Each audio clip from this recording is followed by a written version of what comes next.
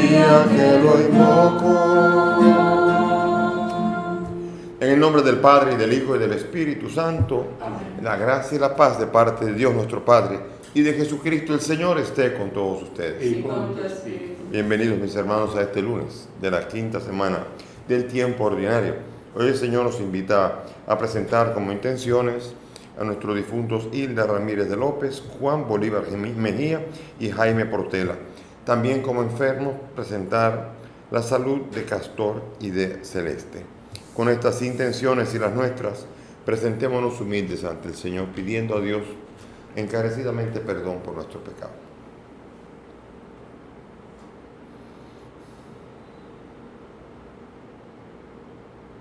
Tú que ofreciste el perdón a Pedro arrepentido, Señor, ten piedad. Señor, ten piedad. Tú que prometiste el paraíso al buen ladrón, Cristo, ten piedad. Cristo, ten piedad. Tú que perdonas a todo hombre que confía en tu misericordia, Señor, ten piedad. Señor, ten piedad. Dios Todopoderoso tenga misericordia de nosotros, perdone nuestros pecados y nos lleve a la vida eterna. Amén. Oremos. Te rogamos, Señor, que guardes con incesante amor a tu familia santa, que tiene puesto su apoyo solo en tu gracia, para que halle siempre en tu protección su fortaleza. Por nuestro Señor Jesucristo, tu Hijo, que contigo vive y reina en la unidad del Espíritu Santo y es Dios por los siglos de los siglos. Amén. Sentémonos para escuchar la palabra.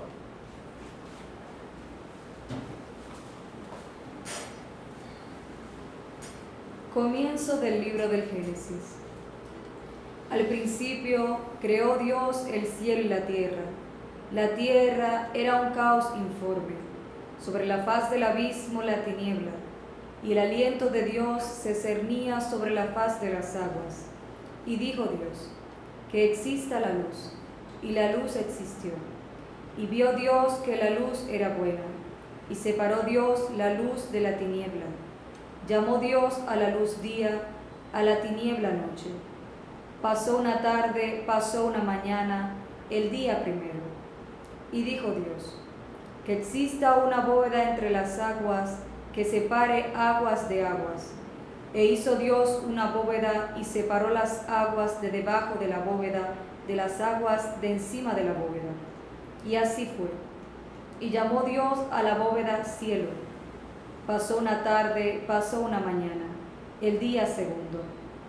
Y dijo Dios, que se junten las aguas de debajo del cielo en un solo sitio, y que aparezcan los continentes.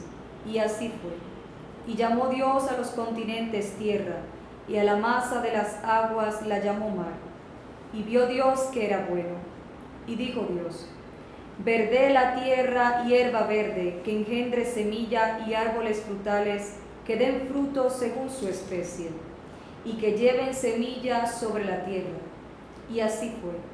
La tierra brotó hierba verde, que engendraba semillas según su especie, y árboles que daban fruto y llevaban semilla según su especie. Y vio Dios que era bueno. Pasó una tarde, pasó una mañana, el día tercero. Y dijo Dios, que exista lumbreras en la bóveda del cielo, para separar el día de la noche, para señalar las fiestas, los días y los años, y sirvan de lumbreras en la bóveda del cielo, para dar luz sobre la tierra. Y así fue. E hizo Dios dos lumbreras grandes, la lumbrera mayor para regir el día, la lumbrera menor para regir la noche y las estrellas. Y las puso Dios en la bóveda del cielo, para dar luz sobre la tierra, para regir el día y la noche, para separar la luz de la tiniebla. Y vio Dios que era bueno. Pasó una tarde, pasó una mañana, el día cuarto. Palabra de Dios. Te alabamos, Señor. Al salmo vamos a responder. El Señor goce con sus obras. El Señor goce con sus obras. Bendice alma mía al Señor. Dios mío, qué grande eres. Te vistes de belleza y majestad. La luz te envuelve como un manto. El Señor goce con sus obras. Asentaste la tierra sobre sus cimientos, y no vacilará jamás. La cubriste con el manto del océano, y las aguas se posaron sobre las montañas. El Señor goce con sus obras. De los manantiales sacas los ríos, para que fluyan entre los montes. Junto a ellos habitan las aves del cielo, y entre las frondas se oye su canto. El Señor goce con sus obras. ¿Cuántas son tus obras, Señor? Y todas las hiciste con sabiduría. La tierra está llena de tus criaturas. Bendice, alma mía, al Señor. El Señor goce con sus obras. Aleluya, aleluya,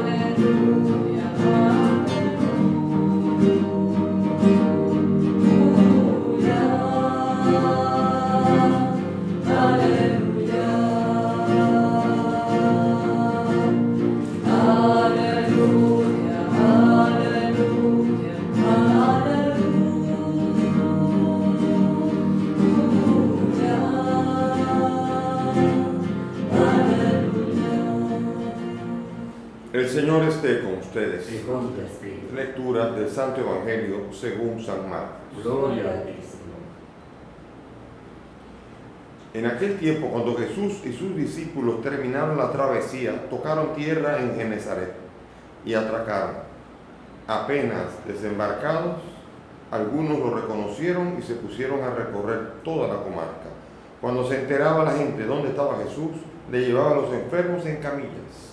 En la aldea o pueblo o caserío donde llegaba, colocaban a los enfermos en la plaza y le rogaban que les dejase tocar al menos el borde de su manto. Y los que lo tocaban se ponían sanos. Palabra del Señor. Gloria a ti, Señor. Siéntense, por favor.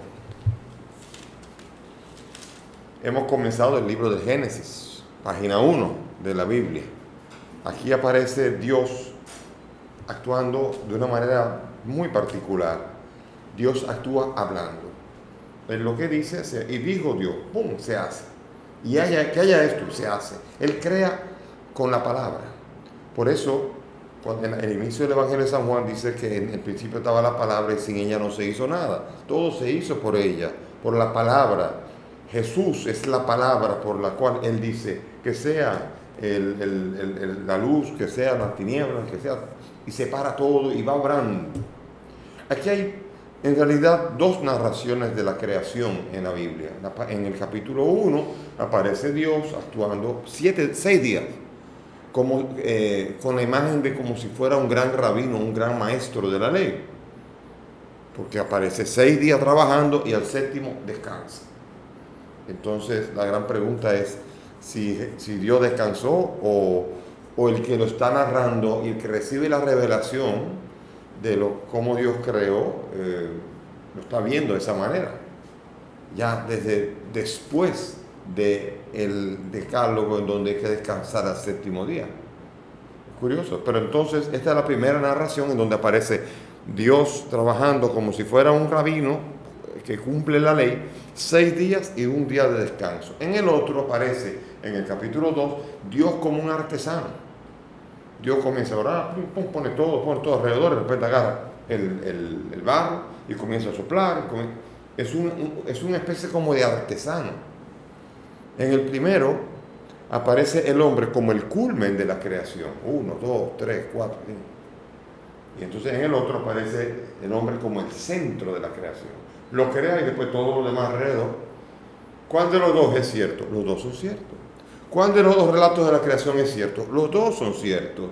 Ninguno es histórico y los dos son ciertos. Los dos son bellas revelaciones de Dios creando. Al final de cuentas lo que nos está diciendo es que el creador de todo es Dios. Pero es muy peligroso tomar la Biblia. Primero, literalmente, como hay el fundamentalismo que toma la Biblia literalmente, dice que la Biblia no se puede equivocar en nada de lo que está diciendo. Y no se equivoca. Lo que pasa es que ¿en qué es que no se equivoca? No se equivoca esta narración en decir que Dios creó todo. Ahora, de que fue en ese orden, vamos a ver. Vean qué curioso, por ejemplo, aquí los 4 primeros días. Dice aquí, al primer día, ¿no? Y dijo Dios que exista la luz. Y la luz existió, día primero, se pasó una tarde, una mañana, día primero. Dijo Dios que exista una bóveda entre las aguas que separe agua y separó las aguas de debajo de la bóveda y de las que están encima. Y así fue. Y llamó Dios a la bóveda cielo. Pasó una mañana y una tarde. En el tercero pasó una mañana y una tarde. Ahora, el cuarto día, fíjense lo que dice. Dice, en el cuarto día, y dijo Dios que existan las lumbreras en la bóveda del cielo para separar el día de la noche, para separar la fiesta, los días y los años, y sirvan las lumbreras en la bóveda del cielo para dar luz sobre la tierra. Y así fue. E hizo Dios dos lumbreras grandes, la lumbrera mayor para regir el día, la lumbrera menor para regir la noche, sol y luna, y las estrellas. Y las puso en la bóveda del cielo para dar luz sobre la tierra. Y pasó una tarde y una mañana, día cuarto. Pregunta, ¿cómo hubo una tarde y una mañana en los primeros 3 días cuando se creó el sol y la luna? Y se crearon en el cuarto día. Porque aquí no está pretendiendo decir que esto es científicamente como ocurrió, como si hubiese habido un testigo viendo a Dios actuar. Y dice, ahora vamos a escribir la Biblia, ahora la luz. No fue así, no fue así. Esto se escribe en función de una revelación del Espíritu, en donde la Biblia es palabra humana y palabra divina, palabra humana inspirada por Dios para escribir y para dar un mensaje, y pretende ser un mensaje de fe, no un mensaje científico. Y es muy peligroso esto, comenzar a pretender que es un lenguaje científico, porque la Biblia es un lenguaje de fe, y en cuanto a fe no se equivoca. En cuanto a que Dios haya creado el mundo, eso estamos claros, que no fue nadie más, que fue Dios, y que todo existe porque Dios es el creador, definitivamente. Ahora, si lo creó en 7 días o si lo creó como... No, las dos narraciones pretenden poner al hombre, al ser humano, como lo esencial, el que dirige, el que maneja la naturaleza. Y por eso en el primero aparece hecho como el culmen, en el 6º día, como la obra, hasta la mujer, todo. Pero después viene en el otro, aparece... la mujer es el segundo. En el otro, el hombre creado, le sopla vida. ¿Cuál de las dos son ciertas? La vida la recibimos de Dios, somos barro, y la recibimos de Dios. ¿Y por qué tenemos que entender ahora que si fuimos hechos de barro, y que si fue un soplo? Porque el soplo que hacemos nosotros no es el soplo de Dios. Entendamos eso. Como la mano de Dios no es la mano humana.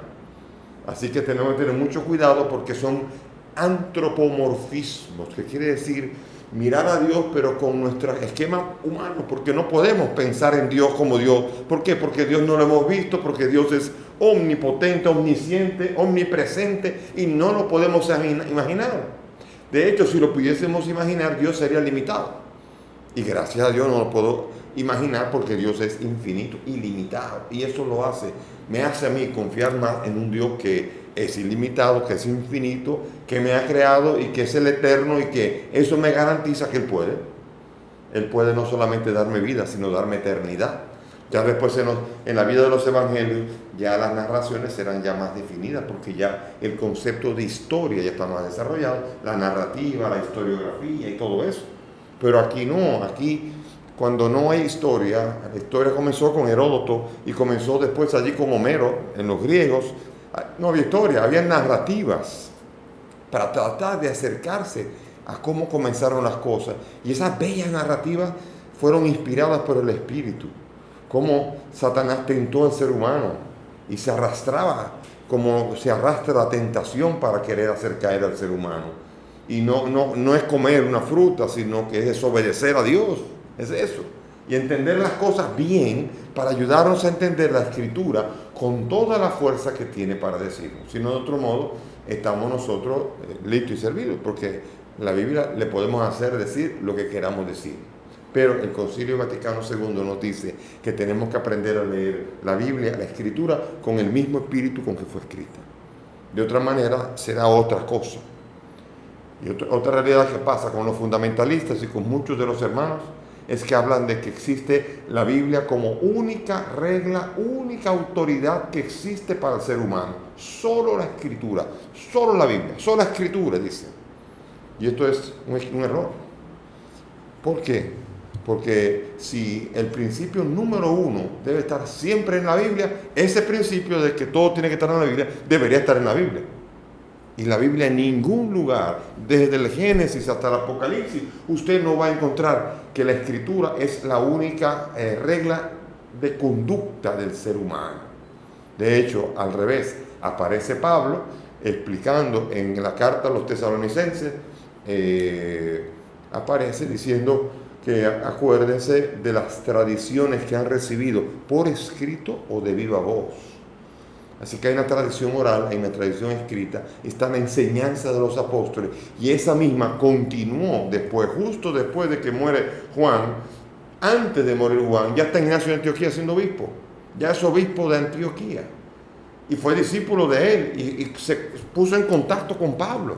Y Policarpo de Esmirna fue discípulo de Juan. ¿Y quién lo dice? Ireneo, que vino después, y dice, Ireneo escribe diciendo, yo cuando era un muchachito conocí a Policarpo, y él dijo que él había sido discípulo de Juan. Fíjense qué bonito los enganches en la historia para poder llegar a ver cómo continuaron los continuadores de los apóstoles, cómo vivieron la fe. Porque vienen unos fundamentalistas y dicen que la Eucaristía se la inventaron los católicos en el siglo XII, o en la Edad Media, porque pareciera como que la Edad Media es el lugar donde están todos los demonios. Y así, ¿por qué? Eso suena como que de ahí vino la Iglesia Católica. La Iglesia Católica recibió de los apóstoles el encargo, y durante 2000 años se vivió la fe, la liturgia, la escritura, la tradición oral y toda la belleza y el esplendor que ha tenido la Iglesia. Con sus manchas, sí, a veces algunas exageradas y algunas no entendidas bien, pero ciertamente el resplandor de la historia de la Iglesia jamás podrá ser opacado por algunas manchas que los seres humanos que componen la Iglesia pudieron haber cometido o que cometen. El Señor hoy nos sigue enseñando a través de la gracia de los sacramentos, y vemos nosotros cómo la Escritura es útil, y es útil para arguir, para corregir, para transformar al ser humano. Pero no es solo la Escritura. ¿Quién lo dice? La Escritura mismo. Cuando Juan, en el capítulo 20, versículo 30, y en el capítulo 21, versículo 25, dice que muchas cosas hizo Jesús, aparte de estas que han sido escritas. Estas han sido escritas para que ustedes crean que Jesús es el Hijo de Dios. Y en el 21 dice, si tuviéramos que escribir todo lo que Él hizo, no cabría en este mundo los libros para escribirlo. O sea que, como pueden ver, la tradición escrita es inspirada por Dios, es una regla de autoridad, pero no es la única. Lo vivieron, además, para que se sepa bien, no fue la Biblia que le dio nacimiento a la Iglesia, sino la Iglesia que le dio nacimiento a la Biblia. Digo, los libros del Antiguo Testamento ya estaban, como es obvio, pero después, ya durante 30 años, desde el año 30, cuando muere el Señor, años 30, hasta los años 60, cuando se escribe el primer Evangelio, no podíamos decir, el Señor esté con ustedes, lectura del Santo Evangelio. ¿Dónde estaba? ¿En qué se basaba? Se basaba en la enseñanza de los apóstoles. Y durante muchos años, en toda la comunidad cristiana, lo que enseñaron los apóstoles, lo que transmitieron los apóstoles, de eso se compartía. Con el tiempo, cuando los apóstoles comienzan a morir, comienzan a dejar por escrito la vivencia y la tradición oral que han recibido de los apóstoles o los mismos apóstoles que escriben. Pero eso quiere decir que la Escritura, el Nuevo Testamento, nace de lo que va viviendo. ¿Qué es la carta de San Pablo sino fruto de lo que la iglesia de Corinto, a Romanos, ha vivido y a la que Pablo le escribe algo? De hecho, por si no saben, por lo menos hay seguro 3 cartas a Corinto. Nosotros sabemos de 2, ¿verdad? Primera de Corintios y 2 Corintios. Pero en Primera de Corintios dice, en cuanto a lo que yo les escribí anteriormente, y uno dice, o sea que hay otra carta. No aparece. Qué pena. Pero ciertamente se escribió más, se habló más, se transmitió y se enseñó mucho más de lo que la Escritura está ahí. La Escritura plasmó parte de toda la enseñanza apostólica que comenzó a transmitirse a lo largo de los siglos hasta el día de hoy. Y por eso es la belleza de saber que la revelación iba a ser una revelación progresiva. Acuérdense, el Espíritu les irá llevando al conocimiento pleno de la verdad. ¿Qué quiere decir? Que los apóstoles sentados con Jesús todavía no tenían el conocimiento pleno de la verdad, y que el Paráclito iba a llevar a la iglesia, a la comunidad cristiana, al conocimiento pleno de la verdad. Y bueno, y continúa Marcos curando personas. En esto ya hemos hablado, hemos compartido, el tiempo acabado, pero vemos nosotros a un Jesús que de una manera bella, aquí lo que observo, el detalle solamente nuevo que observo aquí, es que no era solamente cada uno yendo a resolver su problema, Señor, Señor, ayúdame, Señor, sino que vemos que llevaban a todos en camilla, los ponían en la plaza, o sea, vemos una comunidad que se ayuda el uno al otro para llevar a Jesús.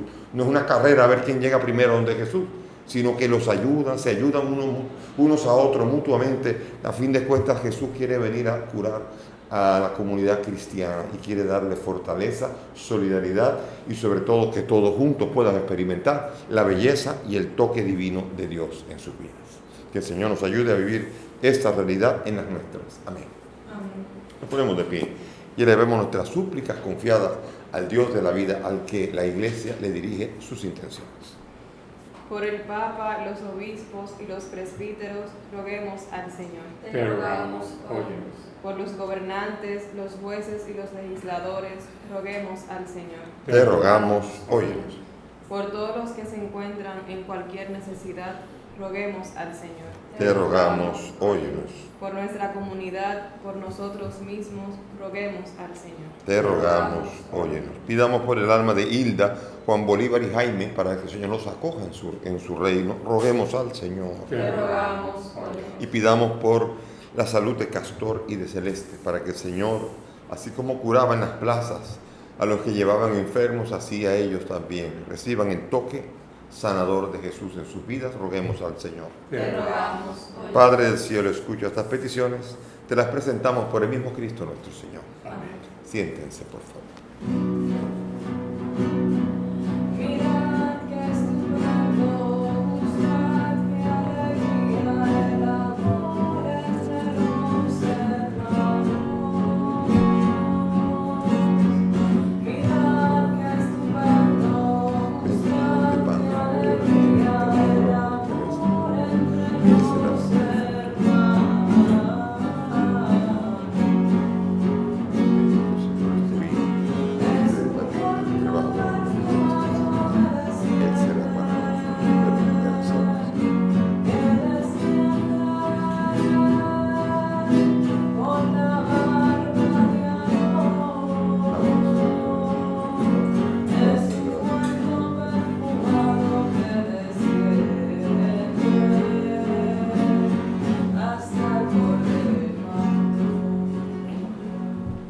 Oren, mis hermanos, para que este sacrificio que mire ustedes es agradable a Dios Padre Todopoderoso. El Señor reciba de tus manos este sacrificio para la alabanza y gloria de su nombre, para nuestro bien y de todas sus anteriores. Amén. Señor Dios nuestro, que has creado los frutos de la tierra para ayuda de nuestra fragilidad, concédenos que también se conviertan para nosotros en sacramento de eternidad.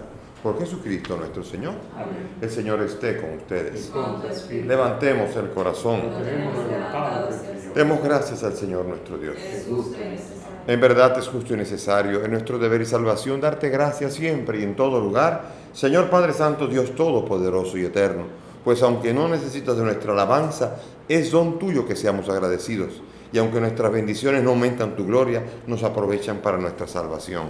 Por Cristo el Señor nuestro. Por eso, unidos a los ángeles y arcángeles, te aclamamos llenos de alegría, diciendo: Santo, Santo, Santo es el Señor, Dios del universo. Llenos está en el cielo y la tierra de tu gloria. Hosana en el cielo. Bendito el que viene en nombre del Señor. Hosana en el cielo. Santo eres en verdad, Señor, fuente de toda santidad.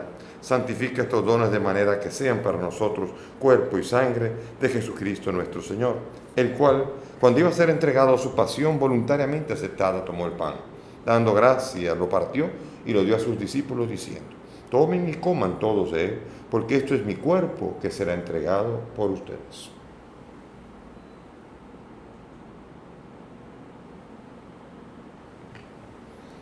Del mismo modo, acabada la cena, tomó el cáliz. Dando gracias de nuevo, lo pasó a sus discípulos diciendo: Tomen y beban todos de él, porque este es el cáliz de mi sangre, sangre de la alianza nueva y eterna, que será derramada por ustedes y por muchos para el perdón de los pecados. Hagan esto en conmemoración mía.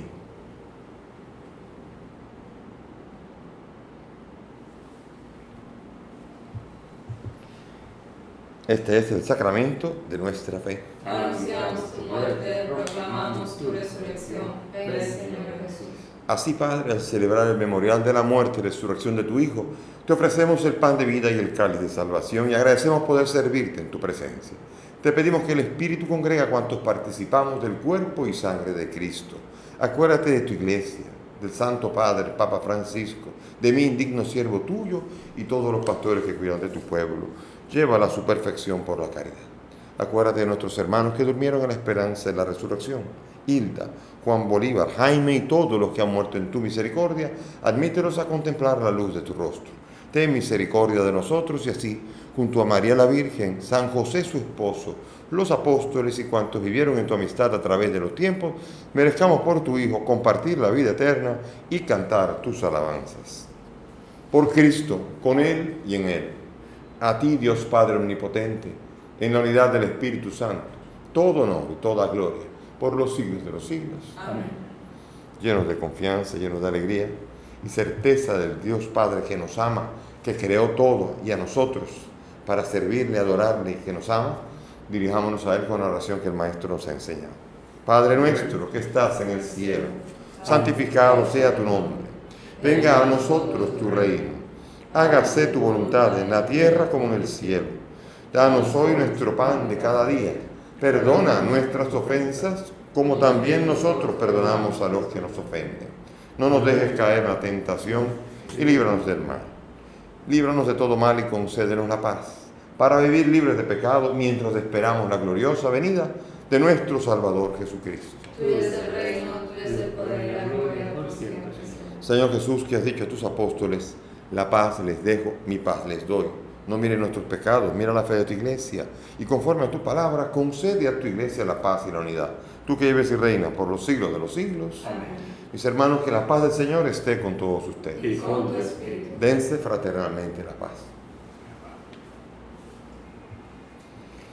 Cordero de Dios, que quitas el pecado del mundo. Ten piedad de nosotros. Cordero de Dios, que quitas el pecado del mundo. Ten piedad de nosotros. Cordero de Dios, que quitas el pecado del mundo. Danos la paz. Mis hermanos, aquí está Jesús, el Señor, el Cordero de Dios, el que quita el pecado del mundo. Dichosos nosotros los invitados a esta mesa. Señor, no soy digno de que entres en mi casa, pero una palabra tuya bastará para sanar.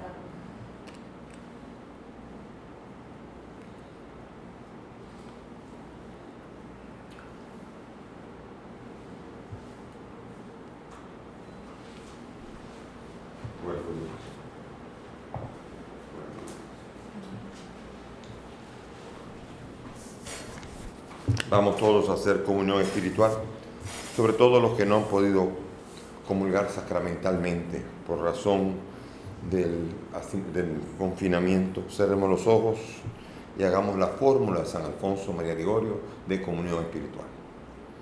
Creo, Jesús mío, que estás real y verdaderamente en el cielo y en el santísimo sacramento del altar. Te amo sobre todas las cosas y deseo vivamente recibirte en mi alma. Pero como ahora no puedo recibirte sacramentado, ven al menos espiritualmente a mi corazón. Y como si ya te hubiese recibido, te abrazo y me uno del todo a ti, Señor. Y no permitas nunca que me separe de ti. Amén.